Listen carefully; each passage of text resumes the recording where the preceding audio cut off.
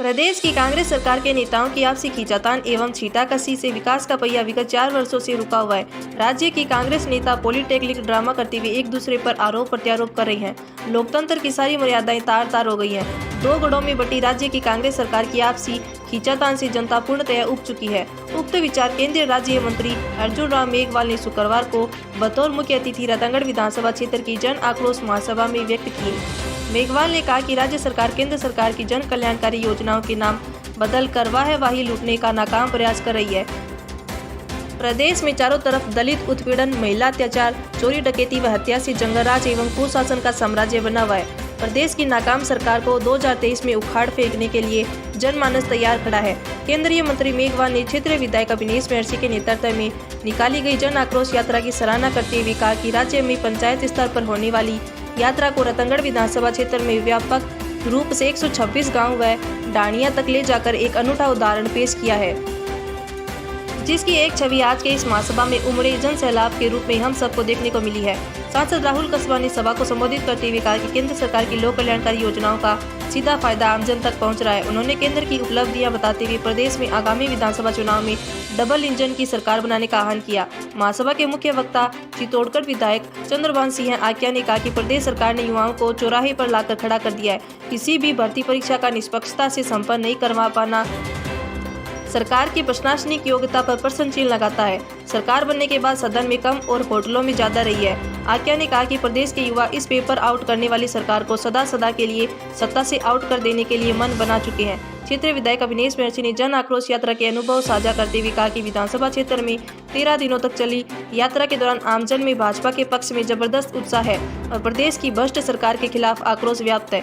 विधायक महर्षि ने महासभा को सफल बनाने के लिए रतनगढ़ विधानसभा के कोने कोने आए भाजपा कार्यकर्ताओं, जिला प्रदेश पदाधिकारियों, जनप्रतिनिधियों एवं प्रबुद्धजनों को साधुवाद दिया। महासभा को भाजपा के वरिष्ठ नेता पंकज गुप्ता, ओम सारस्वत, रामगोपाल सुतार, हरलाल सारण, राकेश जांगीर, मधुसूदन राजपुरोहित, सीताराम डूंगरिया, लोकेश चौधरी, दीपचंद राहड़, संतोष मेघवाल, खेमारा मेघवाल, महावीर पुनिया, भास्कर शर्मा, अजीत सोमासी, BL भाटी, हनीफ खत्री, अर्जुन सिंह फ्रांसा, बुद्धि प्रकाश सोनी, महेंद्र न्योल, रवि आर्य, सुशील इंदौरी आदि ने भी संबोधित किया। महासभा के समापन पर भाजपा जिलाध्यक्ष धर्मवीर पुजारी ने सभी आगंतुकों का धन्यवाद ज्ञापित किया। कार्यक्रम के समापन पर प्रधानमंत्री नरेंद्र मोदी की माता हीराबेन के निधन हो जाने पर 2 मिनट का मौन रखकर दिवंगत आत्मा की शांति की प्रार्थना की गई। कार्यक्रम का संचालन भाजपा नेता धनराज इंदौरिया ने किया। कार्यक्रम में सैकड़ों भाजपा कार्यकर्ता एवं पदाधिकारी उपस्थित थे। रतनगढ़ से हमारे संवाददाता अरविंद महर्षि की खास रिपोर्ट। और इसके कारण इन्होंने क्या किया, इस सरकार को हटाना इसलिए जरूरी है। प्रधानमंत्री आवास कितनी सुंदर योजना, वो कह रहे हमारे जमाने में भी योजना थी। क्या थी जी? इंदिरा आवास। एक गांव में टारगेट 2 या 3, 4, इससे ज्यादा आता नहीं था। पैसा 40-43 हजार 3 किस्तों में मिलता नहीं था, झगड़ा हो जाता था। अब पैसा भी 1.5 लाख और एक गांव में टारगेट भी 100 से ज्यादा है कम से कम। कोई 200 भी है, कई जगह 300 भी है या नहीं है? जब बीजेपी का शासन था तब तो बनते थे। जैसे अशोक गहलोत आए, बोला प्रधानमंत्री आवास योजना के ब्रेक लगाओ, तो ब्रेक लगा दिया। और ब्रेक लगा के काम PM आवास प्लस कर रहे हैं, जांच कर रहे हैं। कोई जांच नहीं कर रहे थे। PM आवास योजना के इतनी अच्छी योजना, उसके ब्रेक लगा दिया। ऐसे ब्रेक लगाने वाले मुख्यमंत्री को 2023 में हटाना है या नहीं हटाना है? अभी एक योजना का जिक्र कर रहे थे अभिनेश महर्षि, मैं इनके चुनाव के समय भी आया था, ध्यान आ रहा है ना आपके? तो आपके पंडित दीनदयाल उपाध्याय ग्राम ज्योति योजना बहुत पॉपुलर योजना थी। ढाणी गांव कनेक्शन लग रहे थे। उनको लगा कि ये तो दीनदयाल जी के नाम से, तो यार थारे तो सिगली जी था, थारे नाम सुने। उतना एयरपोर्ट पर आपका इंदिरा गांधी अंतर्राष्ट्रीय हवाई अड्डे दिल्ली में स्वागत हो रहा है। जनता खुश को नहीं लोगों ने, भाई इंदिरा गांधी प्रधानमंत्री है, था एयरपोर्ट पर नाम रख दियो। हमारे पंडित दीनदयाल उपाध्याय भी मनीषी थे, उनके नाम से एक योजना लग गई, तो आपको चिढ़ क्यों मंडी में? मतलब पंडित दीनदयाल जिन्होंने एक दर्शन दिया कि ये पूंजीवाद भी ठीक नहीं है और ये समाजवाद भी ठीक नहीं है, अगर इसके लिए ठीक है तो एकात्म मानववाद ठीक है। ऐसा दर्शन देने वाले पंडित दीनदयाल उपाध्याय के नाम से योजना है और आपको परेशानी हो रही है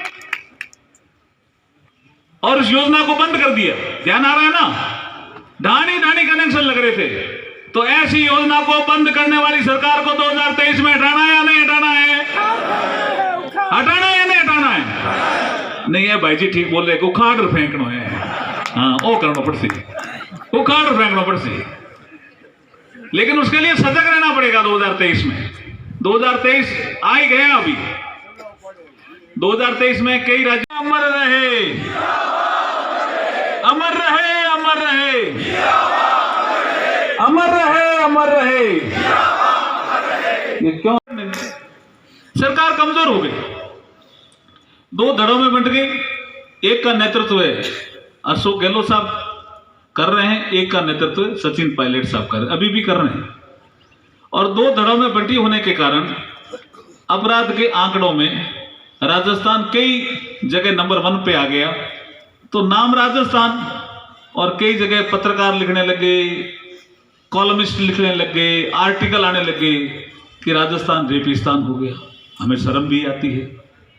और हमारे राजस्थान के मंत्री सदन में ऐसा बयान देते हैं जिसका अभिनय जी जिक्र कर रहे थे, तो और शर्मसार हो जाता है राजस्थान। तो ऐसी सरकार के प्रति जनता का आक्रोश है। तो भारतीय जनता पार्टी ने कमाई के पैसे को 7 स्टार होटल्स के अंदर गुलछर्रे उड़ाने का काम किया।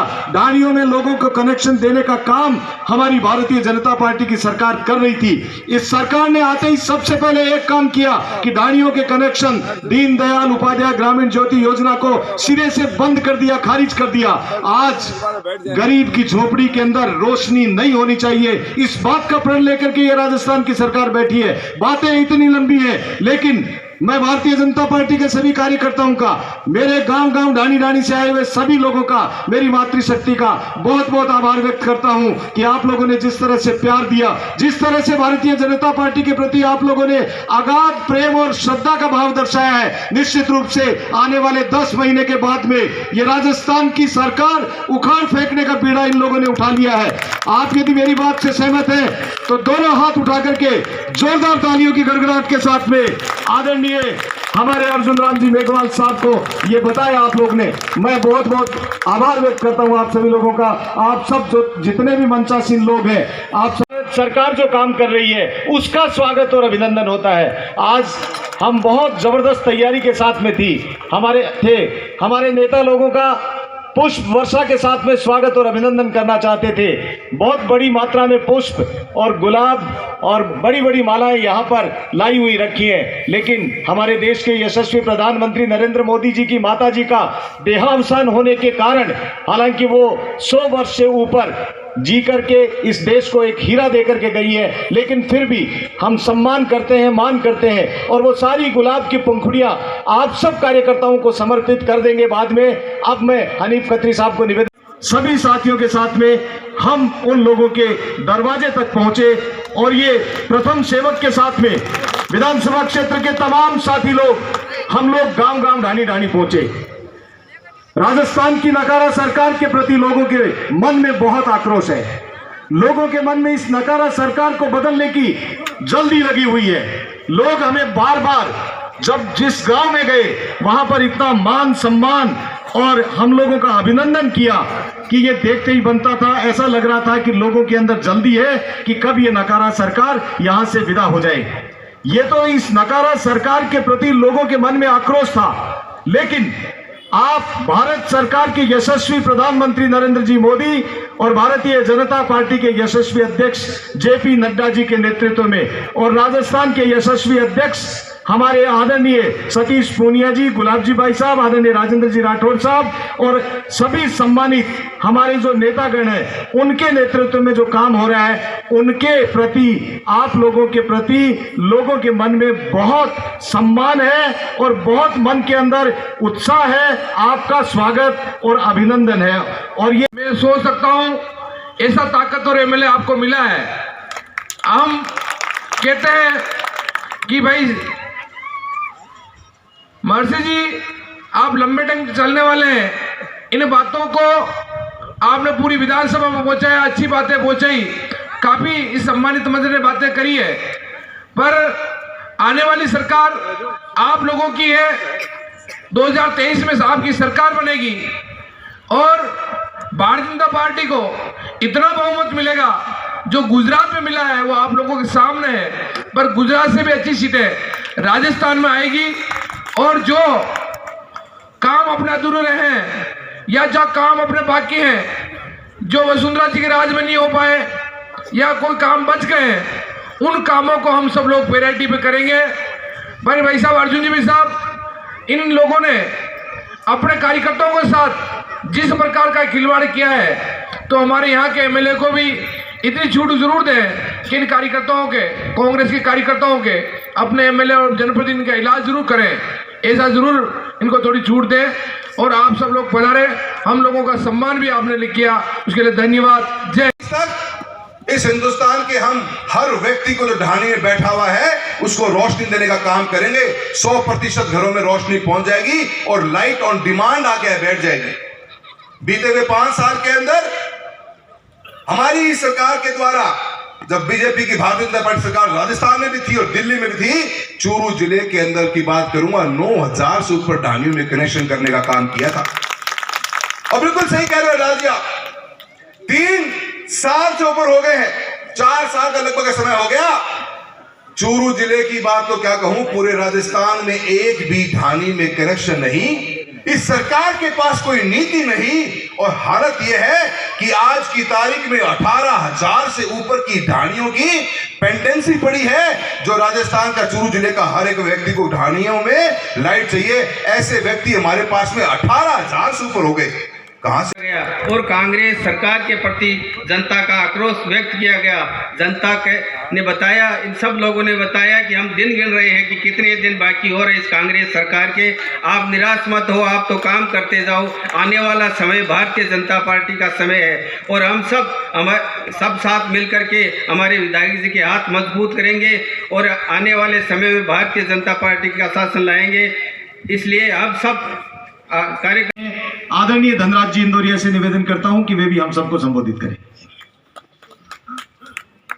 हमें भी हक है औरों की तरह जीने का, इसे खुददारी का ऐलान समझे। कोई माँ अपने गहने गिरवी रखकर, कोई किसान पिता अपनी जमीन गिरवी रखकर बैंकों से लोन लेकर बड़ी बड़ी कोचिंगों में उनका एडमिशन करवाते हैं और समय जब आता है मेहनत करते हैं वो बच्चे, और जब उन्हें पता चलता है कि पेपर बिक चुके हैं तो सोचिए उन पे क्या बीतती है। कोटा में पिछले 10 दिनों में 7 परिवार के चिराग बुझ चुके हैं। बहुत बड़ी बात है ये। 7 बच्चों ने आत्महत्या कर ली है। क्यों? इस नकारा सरकार की वजह से, इस अराजक सरकार की वजह से पता चलता है कि पेपर आउट हो चुका है। ये बात आज युवाओं में घर कर गई है और इसका जवाब 2023 के दिसंबर में इस अशोक गहलोत की नकारा सरकार को सारे युवा मिलकर देंगे। मैं मंच के माध्यम से मेरे शीर्ष नेतृत्व को ये बताना चाहता हूं कि अब पूरा राजस्थान का बेरोजगार और मेहनतकश युवा आपके साथ है। भारत माता की जय। ये सरकार बदल दो, ये नकारा सरकार बदलने का समय 2023 में आने वाला है।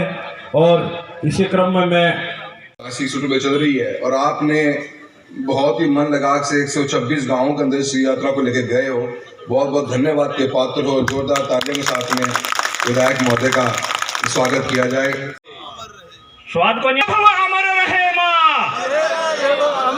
हम दिन 4 रहे ना रहे। अब मैं भारत माता की जय बोलूंगा, भारत माता की आप बोलना जय।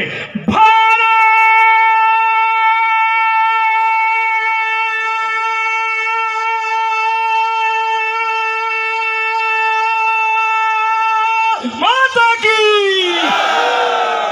जय हिंद जय भारत। का समय आ गया है, इसमें कोई संशय ही नहीं है कि अंत तो निश्चित है अब कांग्रेस का। आज मेरी माताएं, भाई और मंच पर विराजमान सभी सम्मान्य लोगों को मेरा यहाँ पर हार्दिक अभिनंदन है। और इसके साथ मैं आप सबसे सिर्फ एक ही बात कहूँगी कि आने वाले चुनाव में आप सबको सिर्फ कमल का फूल याद रखना है। इसके अलावा आप जनता की आवाज को इस राजस्थान की सरकार के खिलाफ आक्रोश को हम लोगों ने आपके नेतृत्व में यात्राएं निकाली है। हरलाल जी सारण का जोरदार तालियों के साथ में, गड़गड़ाहट के साथ में स्वागत करिए। धन्यवाद।